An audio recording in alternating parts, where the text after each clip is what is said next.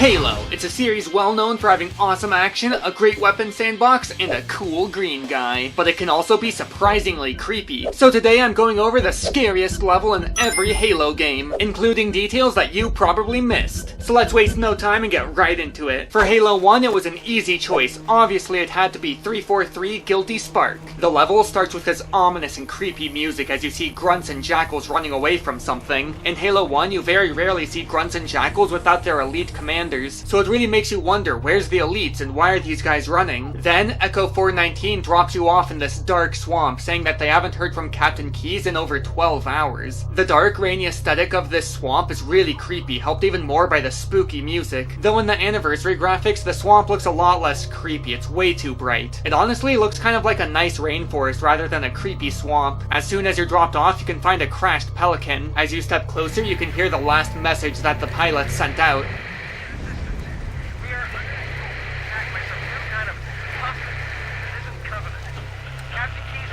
The mystery of what they could have encountered and the radio static in the message makes the whole thing really creepy. Continuing along, you fight some of the grunts and jackals that were fleeing, still without their elite commander. Then, for the first time in the game, you come across a crashed spirit. Whatever's going on here is even bad for the supposed big bad of the game, the Covenant. As you continue over this tree, you see some friendly IFF markers on your radar, but you never see the Marines that they're tied to. And if you look down into the swamp from here, you can see something mysterious run by. It's not like any of the aliens you've seen, and it's definitely not human. Then as you go over the ridge, the lights of a Forerunner structure pierce through the fog, which looks really cool and really ominous. Then you see human weapons firing, but there's no humans to be seen. And the grunts and jackals flee, and while you might have seen grunts flee from Marines, I don't think you ever see jackals flee from Marines before. One more thing in this opening area though before we go inside. At the very beginning of the level, if you spam throw grenades and hold backwards, you'll be able to stay in the Pelican. The Pelican will land outside the border of the level and you'll be able to walk around outside the level, and if you walk for long enough, you'll suddenly come across this Marine just standing there, menacingly. Then the music goes quiet as you enter the mysterious Forerunner structure. The blocky look of Forerunner structures in the original Halo really adds to the spooky atmosphere in my opinion. An elevator mysteriously rises up and all that's left is for you to go down. Also, just how big everything is, like how big this elevator is or how big the room is, also adds to the creepy atmosphere in my opinion. Though, just like the swamp, the area itself just doesn't look nearly as creepy in the anniversary graphics. Then you come across more grunts and jackals. This time they're hiding out by one of their radio boxes. Maybe they're trying to call for help. Seeing the enemies being so scared of something really adds to the tension of the level. Also, I really like the sound of the Covenant radio box in this game. At one point you come across a room where jackals are all pointing their weapons at a door. What could possibly be in this facility that's so bad? In the center of this room there's this mysterious green goo coming from the ceiling. The sound effect for it dripping onto the floor is really gross sounding. Also, the atmospheric sound in this area is on point. And while you've seen alien blood in this game before, none of it's been green so far, so what could this be? Going through the door that the jackals were scared of, you see this.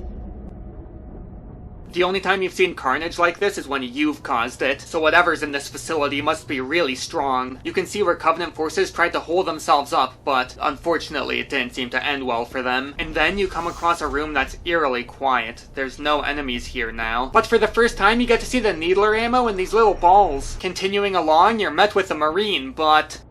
Stay back! Stay back! You're not turning me into one of those things! He's panicking, shooting at you, and he adds a bunch of creepy dialogue. You gotta keep in mind for this level that the Flood wasn't advertised at all, so the line, "You're not turning me into one of those things," seems entirely insane. As you continue through the room, you see more carnage, and for the first time, destroyed pieces of Forerunner buildings. Quick side note, I just want to mention that I really like the flashlight in this game. Having your flashlight on in dark areas really adds to the atmosphere in my opinion. You continue through more rooms with suspiciously no enemies, until you enter this room and the music starts kicking back in again. There's flashing alarm lights as if the facility itself knows that something is wrong, and you can see whatever's been ravaging the Covenant also got to the humans. You continue down the hall and then a cutscene starts. As Chief goes to open the door, there's a mysterious sound, not sounding like any of the aliens you've heard yet in the game.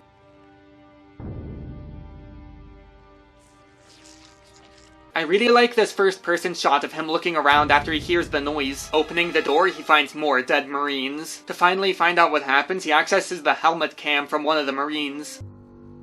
We see the Marines moving through the same swamp we just did. The quiet beeps of the helmet camera and the green lighting really add to the creepy atmosphere of this. Eventually, they come across an elite that looks to have had its insides scrambled. Eventually, they come across the door to the room that you're in, and it turns out that the Covenant had tried to lock the door, but the Marines and Captain Keyes still go in anyways. As they investigate the room that we're currently in, they get a transmission from another Marine unit. Got contact! Lots of them! But they're not Covenant! They're just staring through us! What the... Oh, no! Before they can investigate what happens, a door breaks open and they're attacked by the Flood. This long, creepy build-up to an enemy faction that we didn't even know was in the game when we first started playing it is awesome. It's super tense, mysterious, and creepy the whole way through. Eventually, the footage ends as we finally know our enemy. As we regain control of the Chief, one of the first things you'll notice is that the Marines' bodies aren't there. Before you can contemplate on that for long, though, the Flood attacks. They make these creepy noises, and sure, there's a lot of them, but you're able to deal with them no problem. Well, that is until the iconic Flood theme starts playing and you see this. Terrifying space zombies charging at you. If you look closely, it almost looks like they used to be elites. Now all you can do is try your best to get out of there in one piece. As you run to escape, for the first time in the game, you get to use a shotgun. Eventually, you finally make it back to the elevator so you can get out of there. Except instead, it takes you down instead of going back up. When you reach the bottom floor, things are even worse. As you see why there were no Marine bodies, as they've all been turned into these horrible zombies. And to make things even worse, now the zombies can shoot.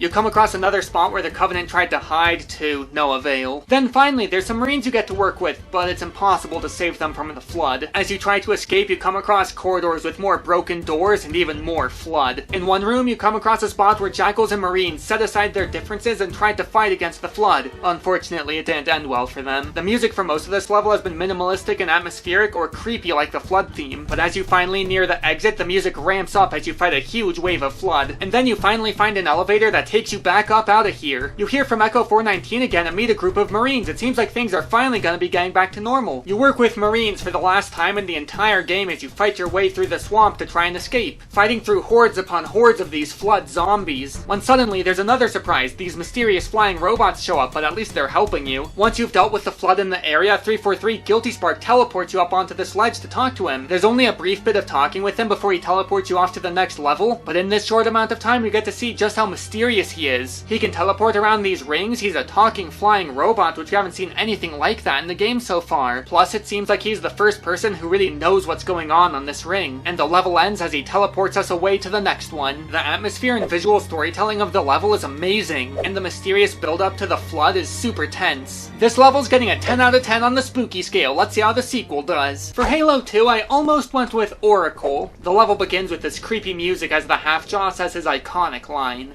What is it? That stench. I've smelled it before. In the opening room, there's this aquarium filled with swimming flood spores, which I always thought was really cool and really creepy. It appears as though the Forerunners or monitors of this installation were testing if the Flood can survive in the water. The walls are painted with the same green goo that the Flood had in Halo 1. In the next hallway, there's a glass floor. If you look down through it, you can see heretics getting attacked by something in the fog. For anyone who's already played Halo 1 before this, they're gonna know about the Flood, but I like how the level still builds up to it with some tension without directly telling you that it's gonna be the Flood. The level's still fairly creepy after this, but I feel like there's another level that's just a bit creepier. Master Chief's final level, High Charity. The level starts off with the Covenant getting away and the stakes are higher as it seems like they might be able to actually activate Halo now. I really like this turning camera angle in this scene, it looks really nice. Then a Pelican crashes nearby, revealing that the Flood are on High Charity. You can see more Flood-controlled Pelicans flying over as they go to infect the Covenant Holy City. As you go to inspect the Pelican's crash, you can see these gross Flood growths all over it. Also, there's some carriers just kind of standing on it. I wonder if they were supposed to be placeholders for more Flood growths. Also, quick side note, the Energy Sword ignition sound in Halo 2 and 3 is perfect. But I really don't like the Halo 2 Anniversary version of the sound. It's so much more generic. You fight your way through both Covenant and Flood as you try and find a way to catch up to the Prophet of Truth. As you go deeper into the level, the lights are going off and you have to use your flashlight to be able to see, which is really cool. The more lighthearted action music that was playing for the beginning of the level cuts out as you go up the elevator. The creepy atmosphere kicking in as the level's been plunged into darkness. Throughout the level, you can hear the Prophet of Truth giving propaganda to the Covenant over the intercom. Shall we let the Flood consume our holy city? Turn High Charity into another of their wretched hives. No enemy has ever withstood our might. The Flood too shall fail.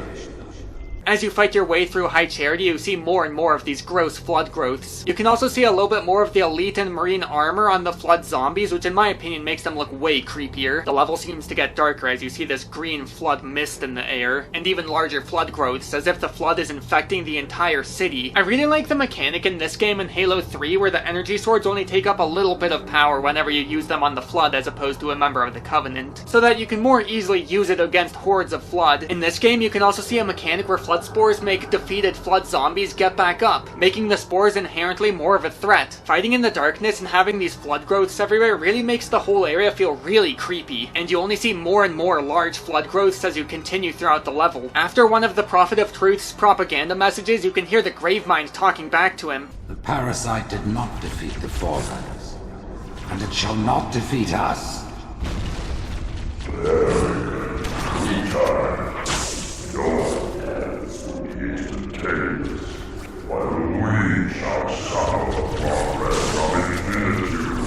The atmospheric and creepy vocalizing in this area is just dreadful. It almost sounds like a musical representation of the screams that must be going on in the Holy City right now as the Flood infect it. Because in the lore, there's like billions of aliens getting attacked by the Flood right now. Some parts of the city even appear to be getting flooded, pun intended, and the water's even a gross flood green. The Flood fog only gets thicker as you get deeper. Then the Prophet of Truth just straight up lies in one of his announcements. Noble Mercy is here, my son. His wise counsel may be my ear.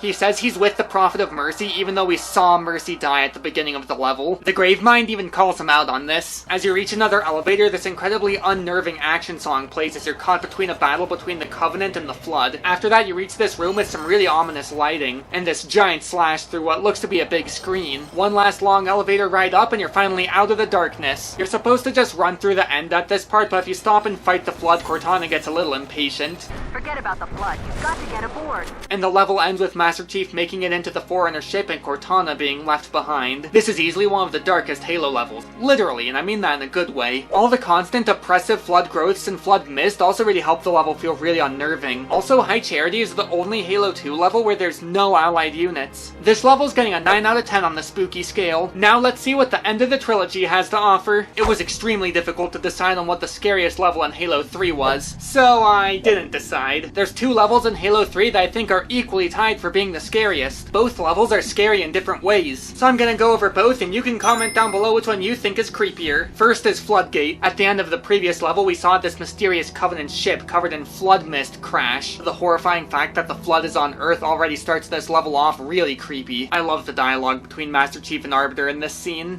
What is it? More brutes? Worse. The level immediately starts off with an oppressive, horrifying atmosphere, which is fitting considering the fact that the Flood are now on Earth. I do have just one complaint though. The level immediately has this dialogue between Miranda and Lord Hood. Flood. It's spreading all over the city. And honestly, I've always kind of hated how the level immediately tells you that there's Flood rather than waiting for you to go see it. Like, yeah, this is the third game. Unless it's the first Halo game you've played, you're gonna know that it's the Flood on that ship. But in the vacuum of the level, it kind of takes away some of the tension to immediately say that's the Flood. I think the dialogue isn't even inherently that bad. Just move it like a minute or two into the level after you've already seen the Flood. This creepy music plays as you can see that the city's already deep in Flood infestation, with fires breaking out everywhere, and smoke from these fires mixed with the Flood mist is darkening the whole sky. Since you start just outside of the city, you can get this big view to see just how dire it all is. As you enter the city, you can see a Flood combat form jumping between the rooftops, as you hear Marines getting overrun in the distance. There! Over there! You're surrounded, Sergeant!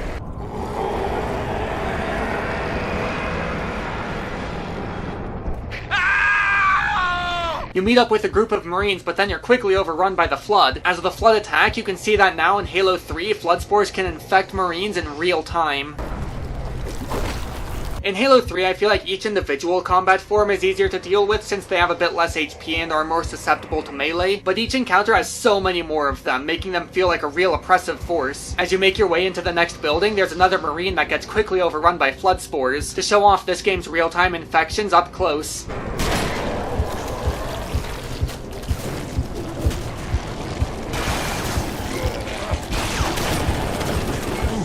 As you fight through the massive hordes of flood in this building, you can realize that the Gravemind can now talk through them. The strings as you fight through this building with this low thumping in the background of the music is really creepy. You can also find a flamethrower in this level, but I didn't really use it that much because it makes you pretty slow. As you drop down through a hole in the floor, you get a message from Cortana. Chief, I can't trust you anymore. It's not safe. The Gravemind, it knows how to do that. These Cortana messages play all throughout the game, and they are pretty creepy with how mysterious they are. As you continue, you can see where some Marines were probably holding out, but their bodies are gone, likely turned into flood zombies. After you fight your way through some more flood, you can hear a Marine in the other room. I didn't have a choice. The LT, the sergeant, they were all infected. He's panicking, similar to the one in Halo 1, but rather than pointing his gun at you, he's pointing it at himself. Hearing how the horrors of the flood has affected him is really more sad than scary, but it really adds to the atmosphere too. I did them a favor. Yeah, that's it. I helped them. Maybe I need to help myself. Maybe I think As you continue outside, you can see that the flood mist is even thicker than it was before, but then the music starts to ramp up with some more drums as you get to work with these elites. I wish there was a way to turn off these little tutorial things, they're really annoying. Just like how there's more flood in general, the flood carriers now drop way more flood spores. You work with the elites to fight along this ridge and through the next building. As you start to get close to the ship's crash site, you see a new form of flood, pure forms. They can transform between their different forms and they make the flood even harder to fight. Eventually you finally make it to the crashed ship and make your way in.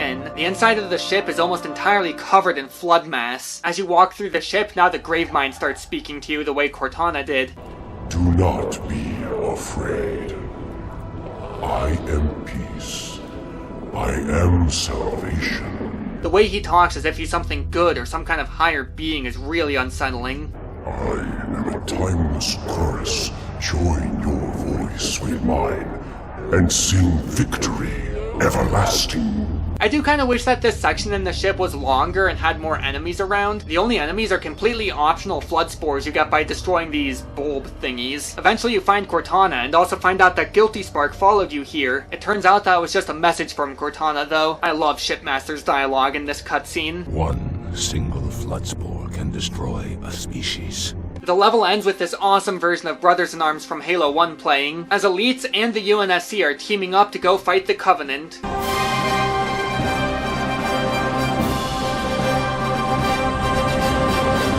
This level is incredibly creepy, even if it is a little bit short. The other level that I think is tied for scariest level of Halo 3 is Cortana. The level starts with a new mix of enough dead heroes from Halo 1 as Master Chief enters the Covenant Holy City, which has now been completely overrun by flood infection. It's almost unrecognizable. The almost peaceful music as these flood spores lead you deeper into the ship is really unnerving. The flood spores guiding you as if you're supposed to be here, as if the Gravemind is your final destination. The flood quickly starts to gather up its numbers to attack you though. Fight through them and walk through the first of many flood buttholes in the level. Then the Gravemind speaks to you. Child of my enemy, why have you come? I offer no forgiveness.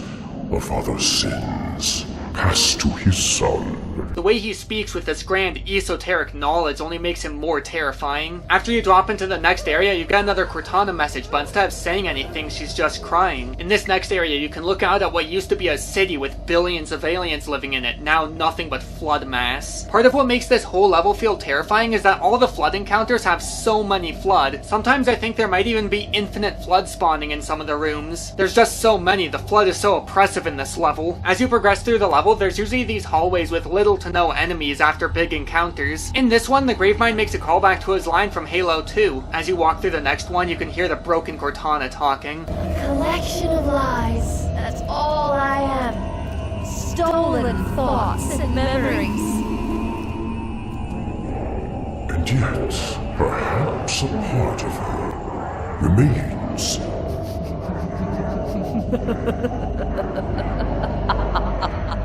The way the green Gravemind screen turns to blue at the end is really unsettling, as it almost seems like Cortana might be too far gone. Also, having these sections where you can see more of what High Charity used to be makes the level even scarier in my opinion. It reminds you of the all-consuming power of the Flood. The occasional little bits of Cortana dialogue are really creepy. Can I speak with you, please? What's your name? Very nice to meet you. You like games? So do I. How sad Cortana sounds throughout the whole level really adds to the creepy psychological horror feel of the level. I'm just my mother's shadow. Don't look at me. Don't listen.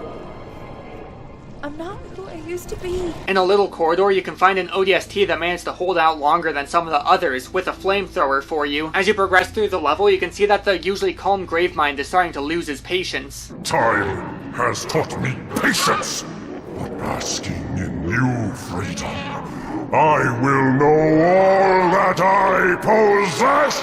The fact that a level so bright can still be so creepy visually really adds to how scary this level is. As you get closer to where Cortana is though, you reach where the sun doesn't shine. It's dark, wet, gross, and creepy. For the first time in the level, the music starts to ramp up with these drums as you fight through the last room before Cortana. As you walk through these less infected hallways, Cortana quotes the Gravemind from Halo 2. This is UNSCAI serial number CTN0452-9. I am a monument to all your sins. Which is more than just a creepy quote, it's showing how much the Gravemind has broken her down and made her part of it. Eventually you finally reach her, flashes appearing over your vision as if she's still trying to reach out for help. You found me.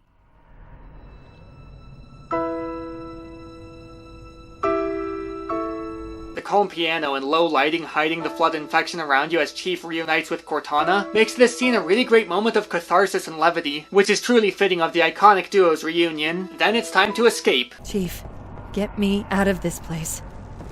I don't want to stay. The sorrowful fear in her voice really hammers home how horrifying the Flood and the Gravemind are. Now to try and stop the Gravemind, you have to destroy High Charity's reactors. The sound for the reactors getting destroyed is so good.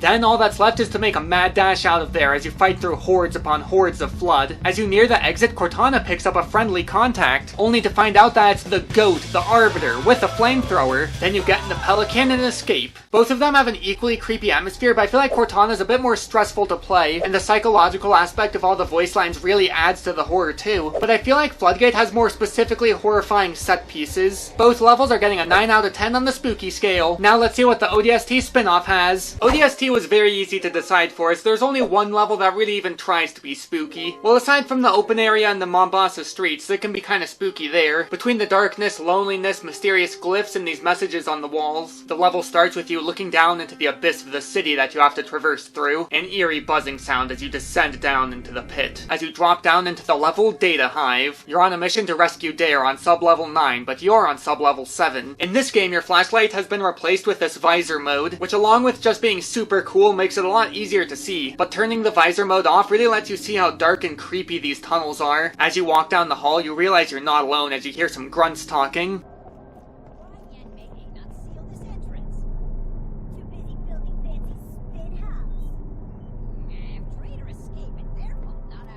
Aside from the usual grunt silliness, it does raise some questions as to who the traitor is. You continue on your way through the eerily quiet corridors until you find these rooms with some ominous red lighting, the quiet atmosphere only ever being disrupted by the Covenant's attacks. As you walk through here, you get to meet up with a police officer. However, it doesn't seem like the city's AI, Virgil, is too happy with him. Warning. Hitchhikers may be escaped convicts. He says he's just here to check on his team, but it makes you wonder why Virgil clearly doesn't like him. As you descend deeper, you reach corridors where you can barely see anything if you don't have the visor on. You find the officer's team here, only to see that the Covenant already wiped them out. He says he has to go check on the dock himself now, really raising more questions about what's going on here. Once you reach the next data stack and go down, you're attacked by more drones. However, this time Virgil closes the door behind you, leaving the police officer behind.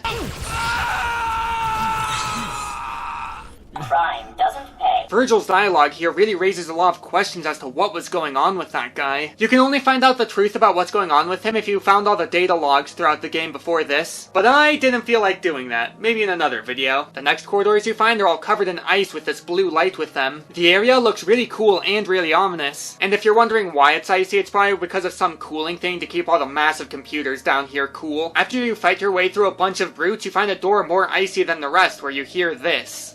Crime scene. Restricted entry. Can you get Dad for me? For Virgil can't reach him. Something's wrong. I'm pretty sure something happens with this door if you got all the data logs, but once again, I didn't do that. As we continue through the quiet, icy corridors, the music is almost peaceful, but still a little bit eerie. After you fight through a few more dark corridors, you finally reach there, and it's here where we finally discover the real reason that we're in New Mombasa. A few more dark corridors later, and you reach this ventilation room, which leads you to the hive. With the creepy-looking hive structures and the thumping music playing as you attack the drones, it's clear that Bungie were trying to have the drones kind of work as the creepy enemy of this level, which unlike the Flood, I don't find the drones particularly creepy on their own, but having this tense music with these creepy hive structures with just so many drones does make the area pretty tense. Also, the mist coming from the hives does help with the atmosphere quite a bit. At the end of this area, you also encounter a gold drone with shields, which is pretty cool, and then you're finally there at the data center. It's dark and eerie, and there's this spine-chilling music. The only natural light in the level even looks ominous, with the ashes of the destroyed city falling through it. You then hear the brutes talking more about a traitor, but then Virgil replies? Take out the brutes and make your way inside, and you'll discover that an engineer that fused with Virgil is the traitor. Another cool detail in this level is that if you got all the data logs, instead of Dare lowering your weapon, you actually lower hers. Now you need to fight your way out of the data center, but Virgil also gives you some overshields for it. As you make your way back into the dark corridors, you see sleeping drones for the first time. They're kinda cute. The rest of the escape is fairly uneventful, but there is some funny dialogue. If I could safely capture more of them, I would. What they know could win the war. Oh.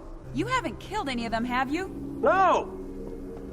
Well, maybe one or two. Eventually you finally make it into the elevator and get out of the abyss. This level's atmosphere is actually pretty spooky, and there's a lot of mysteries to keep you on edge. The only thing it's really missing is having more of a spooky enemy, but the drones at least kind of fill that role. Mainly for the atmosphere and mysteries, this level's getting a 7 out of 10 on the spooky scale. Now let's see what the prequel has to offer in terms of spookiness. Okay, Halo Reach doesn't really have any spooky levels. The closest thing I could find is New Alexandria, which most of the level is really aiming for the horrors of war aspect rather than the horrors of spooky things vibe. As you see this once bustling and bright city getting destroyed by the Covenant, the fire of their glassing lasers lighting up the skies, which while it does look really imposing, that's not necessarily the spookiness that I'm wanting to talk about, though the scariest part of Halo Reach is that the grunts don't say funny things anymore.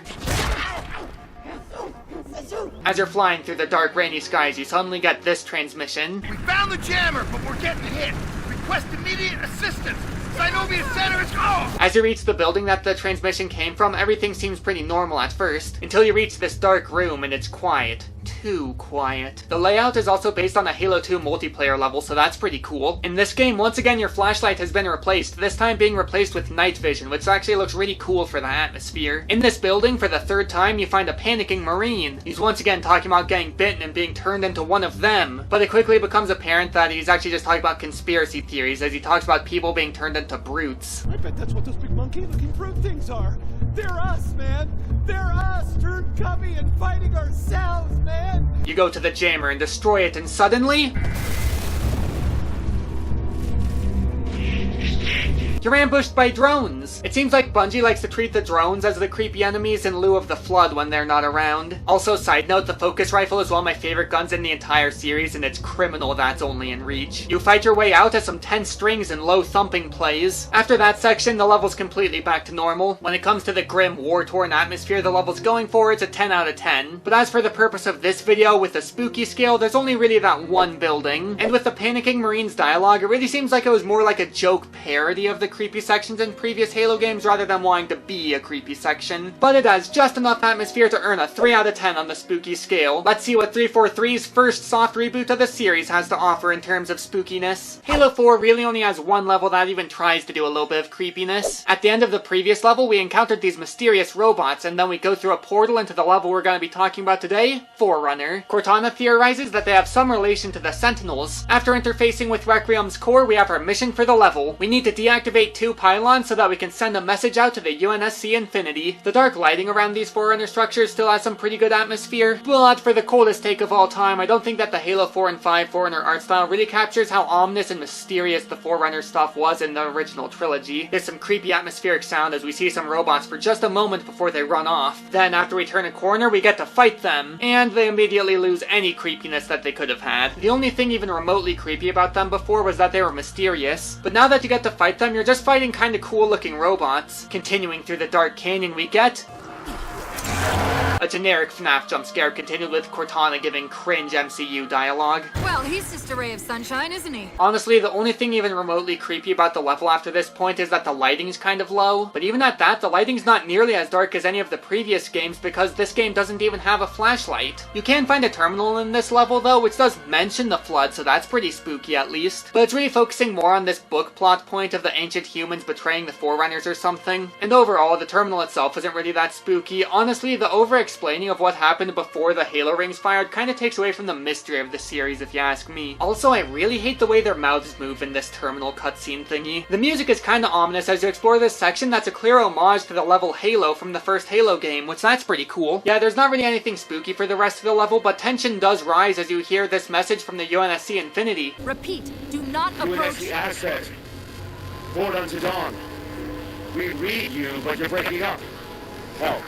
Increase speed by 0.7. Get us in there. Negative, Infinity. Do not enter the planet. Because if the Infinity gets too close to the planet, they'll crash. Near the end of the level, you reach this room with the giant cryptum in the center, which really feels like the kind of room that should be creepy and mysterious, but just doesn't have any of that atmosphere going on aside from kind of having low lighting. Then after an MCU supervillain wakes up and uses his evil force powers on us, we then actually have one of the most fun set pieces in the entire game, as we gotta drive a ghost through this collapsing canyon. Eventually, we escape the vaguely spooky level through a portal. There's kind of a mysterious atmosphere, and there's at least a bit of a mysterious build-up in the beginning, so this level's getting a 3 out of 10 on the spooky scale. Let's see if the sequel can be any spookier. The first thing I noticed playing Halo 5 again was just how much I like the music. This cutscene first starts with some iconic strings from the first Halo game.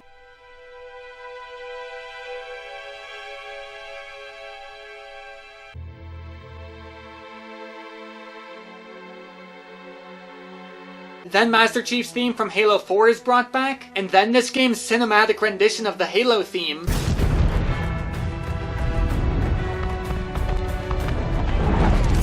Just like the last few levels, this one was an easy pick. The level is Blue Team, and we're introduced to Blue Team. Fred was always my favorite. We're being sent on a mission to clear Covenant out of a derelict Oni research station called Argent Moon.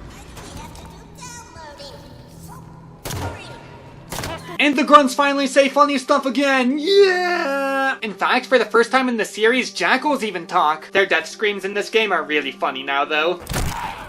The one complaint about the enemies talking in this game I have is that for some reason they all refer to each other as their species names rather than their ranks like they did in the Bungie games. Like this elite saying Ungoy instead of grunts just sounds like the 343 writers wanted to show off that they know about the canon names from the books rather than just using the names that everyone used in the games before. Throughout the level you can find these logs. The first computer has the ship AI have a recorded message that the air is not safe, which starts to make you wonder why exactly is this ship derelict? Was it the Covenant or was it something worse? These first corridors you walk through aren't too creepy yet, but they do have an ominous tone playing in the background. Eventually, as you walk through the corridors, you see these skeletons on the floor. Whatever happened here happened a while back, and it wasn't a normal Covenant attack. One thing I immediately noticed is that when I picked up this shotgun, it had a flashlight. The flashlight is back! Though despite the solemn air of coming across these skeletons, Fred decided it was a good time to teabag them.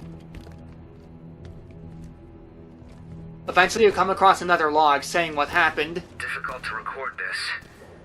We now have 100% fatality rate from the asteroid accident. Those near the accident site died almost instantly, liquidized from the inside out. They were the lucky ones.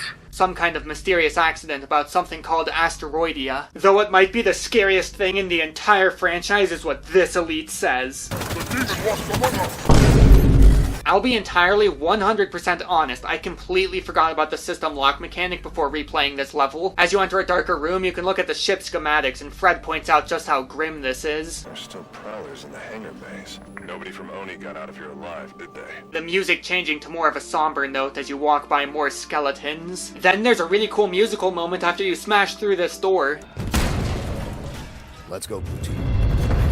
Contact. Playing this level reminded me just how fun Halo 5 is. I really like how this level paces its fun weapons. After the first small encounter, you get a shotgun. Then after the first big room, you get the new Hydra launcher. Then you can get a rocket launcher near the end of the level. And then you get to use a saw and a railgun in the last section. After you get the Hydra launcher, you can see another skeleton with this dried goo around it. What could this Asteroidia stuff be? Eventually, you continue over this bridge before it gets knocked down by a hunter. Or at least they say it's a hunter. I was accidentally looking to the side instead of forwards at the hunter, so he'd ended up not being on screen for it. We see Master Chief alone in a dark chasm. He eventually comes across something that seems to be Cortana, but it's not really there. He eventually sees this weird vision of Cortana and the Guardian. The lighting, the atmosphere, the sound, and the mystery make this moment pretty creepy. It's especially good while it's still mysterious and we don't know that Cortana's turned into a weird supervillain. Then Master Chief wakes up from his vision and you're in the dark underbelly of the ship. There's a thick fog in the air that your flashlight cuts through. Could this be the Asteroidia? You continue through some dark corridors where the only light is your own and the sparks from some broken doors, and a very small amount of red light. The sound here is quiet, eerie, and ominous. After you fight through some enemies and continue deeper into the ship, a dark warbling is added to the background of the music, adding more tension. As you're walking through these dark tunnels, you can also hear the thumping of hunters from up above.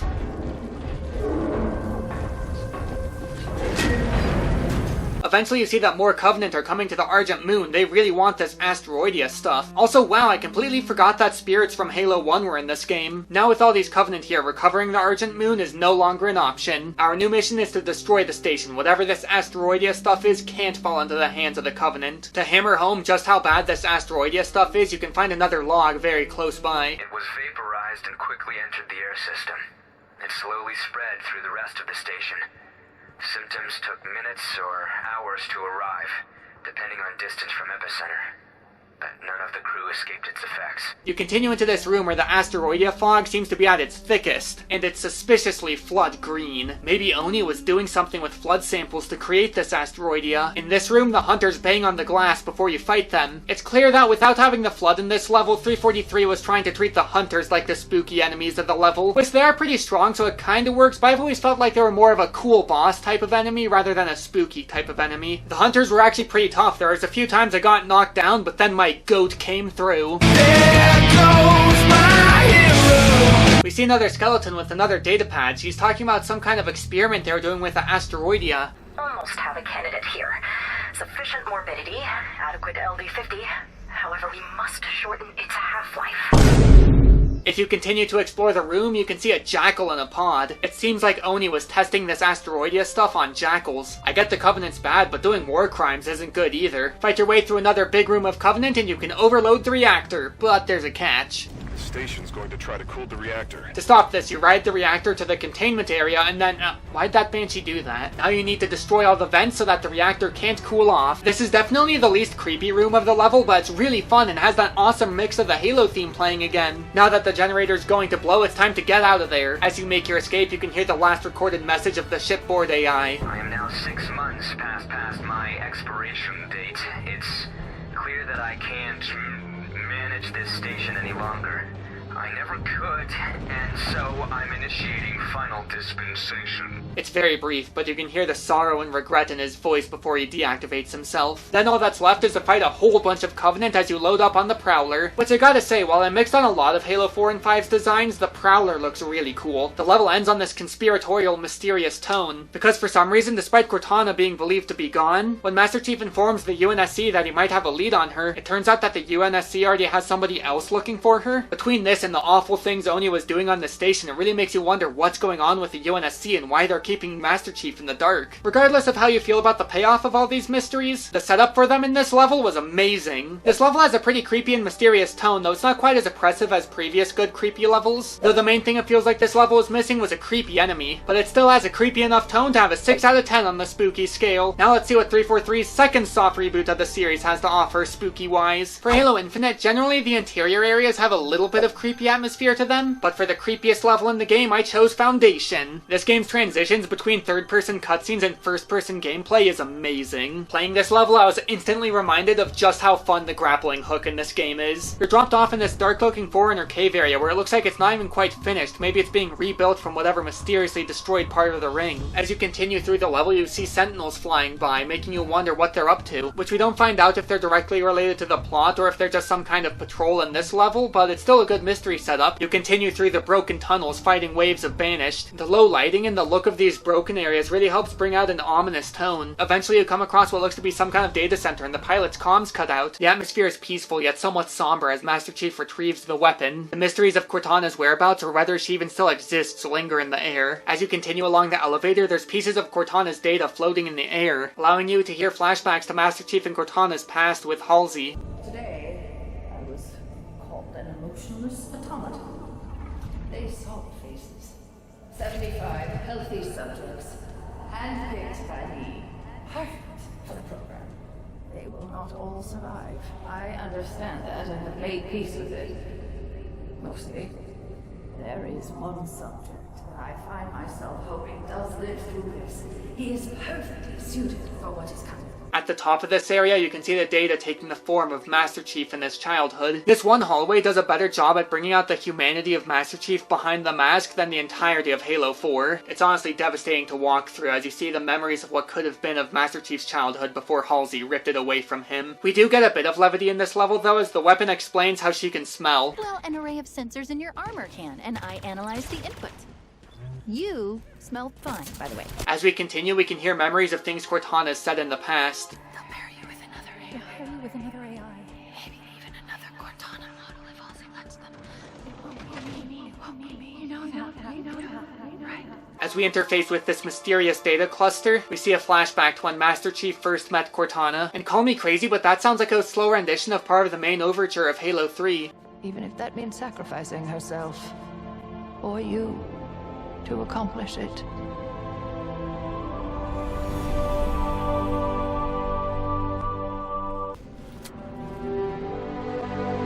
Just keep your head down. There's 2 of us in here now, remember?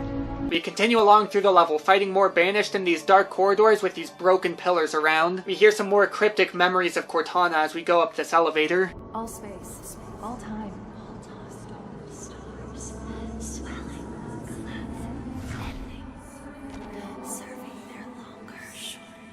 We eventually come across a room with a bunch of dead Banished and a mysterious dead Spartan. The weapons analysis shows that it's not just any old energy sword.